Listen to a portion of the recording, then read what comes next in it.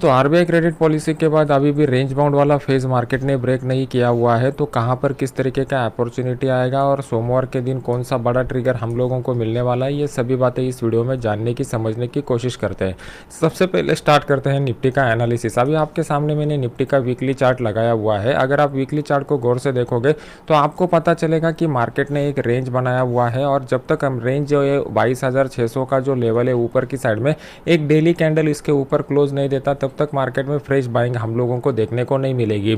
Market में down side का momentum कब स्टार्ट हो सकता है? जब मार्केट 21,800 के लेवल के नीचे आ सकता है, तभी मार्केट में हम लोगों को डाउन साइड का मोमेंटम देखने को मिल सकता है। पिछले 3 हफ्तों में हम लोगों को कंटिन्यूसली मार्केट ने एक पॉजिटिव क्लोजिंग दिया हुआ है और जो हमारा जो मेन ट्रिगर था आरबीआई का, वो आरबीआई का ट्रिगर निकल चुका है। पिछले 7 बार से आरबीआई ने अपने ब्याज दरों में कोई भी बढ़ोतरी नहीं की हुई है, ये हमारे लिए एक अच्छी बात है।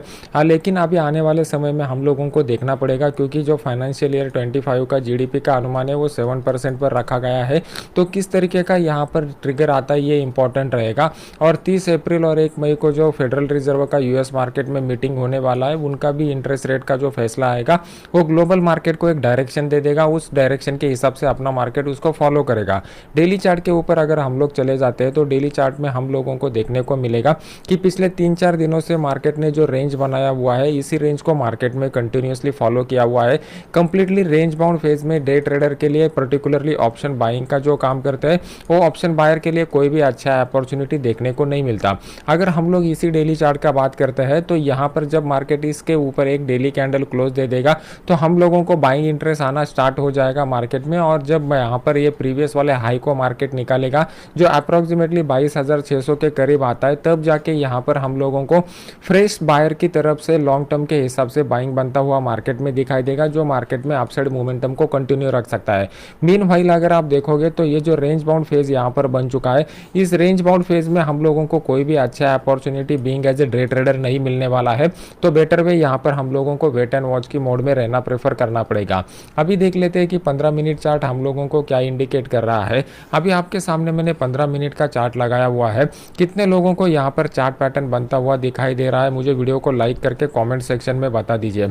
अभी चार्ट पैटर्न के साइकोलॉजी के कुछ इंपॉर्टेंट कंसेप्ट मैं आज आपको बताता हूं। अगर आपको ये कंसेप्ट समझ में आ गए तो आप आसानी से लाइव मार्केट में मार्केट का एनालिसिस कर सकते हो।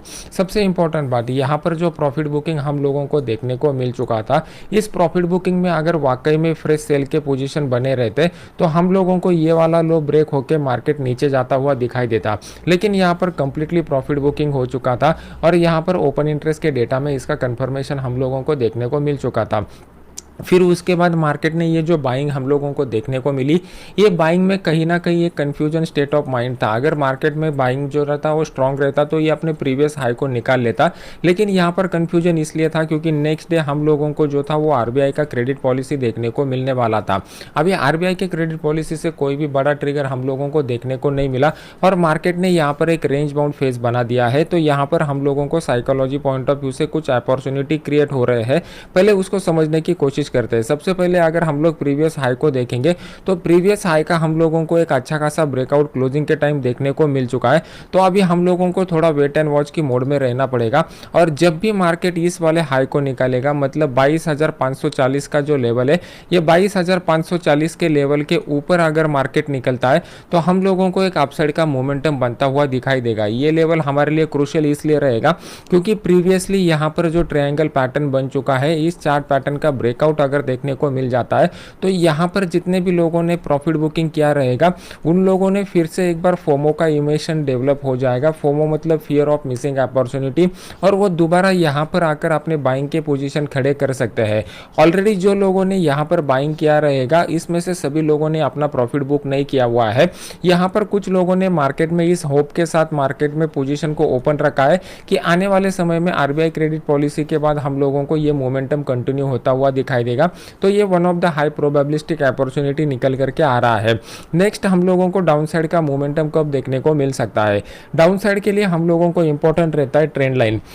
अगर आप ट्रेंड लाइन को देखोगे तो ये जो इंपॉर्टेंट ट्रेंड लाइन मैंने आपके सामने ड्रॉ किया हुआ है, इसको मार्केट ने मल्टीपल बार रिस्पेक्ट किया हुआ है। अगर हम लोग कमोडिटी पॉइंट ऑफ व्यू से मार्केट में देखेंगे तो कमोडिटी में हम लोगों को बहुत अच्छी चमक देखने को मिल चुकी है। वो चाहे क्रूड ऑयल हो, चाहे गोल्ड हो या चाहे सिल्वर हो, ये तीनों अपने इंक्रीजिंग डिमांड की वजह से जो चाइना और यूरोप की तरफ से आ रही है उसकी वजह से यहाँ पर बहुत ही बढ़िया तेज़ी बन चुकी है। अभी इसका इम्पैक्ट स्टॉक मार्केट के ऊपर किस तरीके से होगा इसको समझने की कोशिश करते हैं। मार्केट में सबसे इंपॉर्टेंट रहता है लिक्विडिटी। जितना ज़्यादा लिक्विडिटी रहेगा उतना ज़्यादा मार्केट में वोलेटिलिटी और मोमेंटम हम लोगों को देखने को मिलेगा। अगर यहाँ पर लिक्विडिटी की वजह से कुछ पैसा आपका कमोडिटी मार्केट में चला जाता है तो उसका इफेक्ट, डायरेक्ट इफेक्ट हम लोगों को स्टॉक मार्केट में देखने को मिल जाता है। जनरली ये जो रहता है स्टॉक मार्केट और कमोडिटी मार्केट वो इन्वर्स में चलते हैं। मतलब अगर स्टॉक मार्केट में गिरावट आने वाली रहती है तो गोल्ड के प्राइस हम लोगों को बढ़ते हुए देखने को मिल जाते हैं। तो इसी लॉजिक को एप्लीकेबल करते हुए हम लोगों को ये भी कंसिडर करना पड़ेगा कि गोल्ड के प्राइसेस लगातार बढ़ रहे हैं और जो अपना स्टॉक मार्केट है वो स्टॉक मार्केट एक हिस्टोरिक हाई के करीब आ चुका है।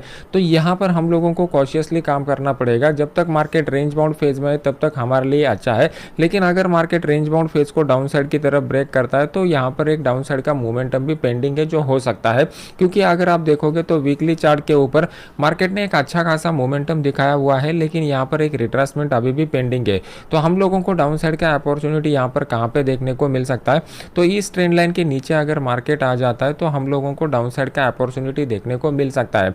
बाकी डेली चार्ट के ऊपर क्लियर कट रेंज बाउंड है, तो रेंज बाउंड फेज अगर अपसाइड में ब्रेक होता है या होल्ड होता है तो वो बेटर रहेगा। लेकिन मार्केट यहाँ पर अगर कोई प्राइस एक्शन पैटर्न बना के डाउन साइड का मोमेंटम ब्रेक करता है तो यहाँ पर फिर हम लोगों को एक डाउन साइड का बड़ा फॉल देखने को भी मिल सकता है। अभी देख लेते हैं कि बैंक निफ्टी में हमें किस तरीके का सिनेरियो देखने को मिल रहा है। बैंक निफ्टी बहुत ही इंटरेस्टिंग लेवल पर आ चुका है। अगर आप वीकली चार्ट में देखोगे तो कंप्लीट पॉजिटिव मोमेंटम यहाँ पर बनता हुआ दिखाई दे चुका है, क्योंकि हमारा क्लोज जो है वो हाई के करीब आ चुका है। प्लस आरबीआई की वजह से जो हम लोगों को ट्रिगर मिल चुका है वो बहुत ही इंपॉर्टेंट ट्रिगर है, और ट्रिगर के साथ साथ एक ट्रेंड लाइन का भी ब्रेकआउट हम लोगों को देखने को मिल चुका है। सिर्फ हमारे लिए अभी एक ही बात की दिक्कत है कि यहाँ पर जो हिस्टोरिक हाई मार्केट ने बनाया हुआ था 48,636 का, ये 48,636 के ऊपर एक बार अगर मार्केट निकल जाता है तो हम लोगों को और भी अपसाइड का मोमेंटम यहाँ पर देखने को मिल सकता है। मार्केट ने ऑलरेडी 46,400 से लेके 48,600 तक का, मतलब ऑलमोस्ट 2,200 पॉइंट का मोमेंटम पिछले 3 हफ्तों में दिखाया हुआ है। मार्केट यहाँ पर टाइम स्पेंड करके फिर अगर ऊपर जाएगा तो वहाँ पर ऊपर की साइड में सस्टेन होने की प्रोबेबिलिटी सबसे ज़्यादा बैठ जाएगी। अगर हमारे लिए इंपॉर्टेंट रेजिस्टेंस लाइन कैलकुलेट करते हैं तो ये जो इंपॉर्टेंट रेजिस्टेंस लाइन हम लोगों को मिल रहा है वो 48,636 का मिल रहा है। अगर आप यहाँ पर देखोगे तो मार्केट जो है वो कंटिन्यूसली हाइयर बॉटम्स बनाते जा रहा है। या हाइयर बॉटम का इंडिकेशन ये होता है कि मार्केट में हम लोगों को पॉजिटिव सेंटीमेंट बना हुआ है। सिर्फ हम लोगों को ऊपर की साइड में रेजिस्टेंस लेवल के ब्रेक करने का इंतजार करना है, या फिर डेली या इंट्राडे चार्ट के ऊपर जो भी सपोर्ट लेवल हम लोगों को देखने को मिलने वाला है उस सपोर्ट लेवल के करीब जब भी मार्केट आएगा तो हम लोगों को वहाँ पर अपॉर्चुनिटी बनता हुआ दिखाई देगा। अभी मंडे के दिन कोई भी बड़ा फंडामेंटल ट्रिगर हम लोगों को देखने को नहीं मिलने वाला, तो मंडे के दिन एक्सपेक्टेड ये है कि ये 48,636 का जो लेवल है इस लेवल के करीब मार्केट कहीं ना कहीं एक रेंज बाउंड वाला मोमेंटम हम लोगों को दिखा सकता है।